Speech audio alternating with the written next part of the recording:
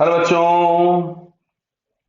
Question में लिखा गया है block A has no relative motion with respect to wedge fixed in a lift as shown in the figure during motion one और motion two then. तो अब अच्छा ध्यान से देखो, मोशन अगर हम वन की बात करें तो इसका डिस्प्लेसमेंट इस डायरेक्शन में होगा।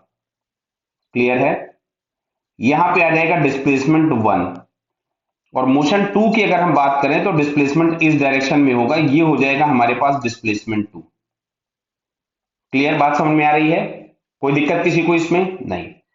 अब पहला लिखा है work done by the gravity on the block, कि work done by the gravity on the block A in motion two is less than in motion one. तो भाई ध्यान से देखिएगा, अगर मोशन वन की बात करोगे तो डिस्प्लेसमेंट इधर है, ग्रेविटी इस पे नीचे लगेगी।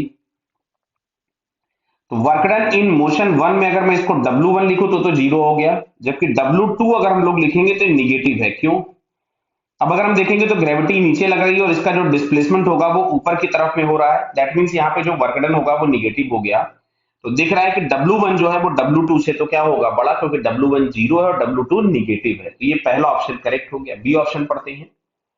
Work done by the normal in both the cases is positive. Clear? देखो जरा, नॉर्मल इस पे इधर एक्ट होगा, ध्यान से देखिएगा, इधर इस डायरेक्शन में कोई भी नॉर्मल रिएक्शन एक्ट होगा। अब अच्छा सुनो, अगर हम इसमें देखें वन वाले डिस्प्लेसमेंट में तो भी एंगल थीटा 90 से कम है, और टू वाले में भी देखोगे तो 90 से कम है।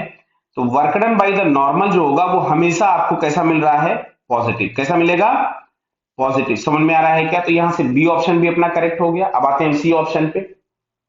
Work done by the frictional force in motion one में भी पॉजिटिव। तो ध्यान से सुनना बेटा, देखो इधर, जैसे यहां मैं इंक्लाइन प्लेन बना दे रहा हूं अभी आपको, ये मैंने इंक्लाइन बना दिया। अब देखो, अगर मैं यहां पे ब्लॉक रख देता हूं इस जगह पे, तो इसकी दो टेंडेंसी होगी स्लिप होने की। नीचे की तरफ में अगर टेंडेंसी ऑफ स्लिपिंग नीचे की तरफ में होगा तो फ्रिक्शन ऊपर की तरफ में होगा, और अगर टेंडेंसी ऑफ स्लिपिंग ऊपर की तरफ में होगा तो इस केस में फ्रिक्शन नीचे की तरफ में होगा। चलो मैं एक एक मोशन कंसीडर करता हूं। तो फ्रिक्शन मान लिया ऊपर है, तो फॉर वन डिस्प्लेसमेंट इधर होगा। क्या दिख रहा है आपको ये? तो क्या यहाँ पे आपको दिख रहा है कि जो फ्रिक्शन और डिस्प्लेसमेंट है इसके बीच में एंगल मोर देन 90 है। सो यहां से वर्क डन हमारे पास फ्रिक्शन का कैसा हो गया? निगेटिव हो गया। अब सुनो, अच्छा मैं दूसरा डायग्राम यही बना देता हूं। अगर टेंडेंसी ऑफ ब्लॉक ऊपर जाने की, मतलब अगर इस डायरेक्शन में हम इसको बहुत तेज ले जाएं तो टेंडेंसी इसकी ऊपर जाने की हो जाएगी, तो उसके केस में फ्रिक्शन लग जाएगा नीचे की तरफ में, ये लग गया Fs। अच्छा, डिस्प्लेसमेंट इधर ही होगा वन वाले के केस में D1।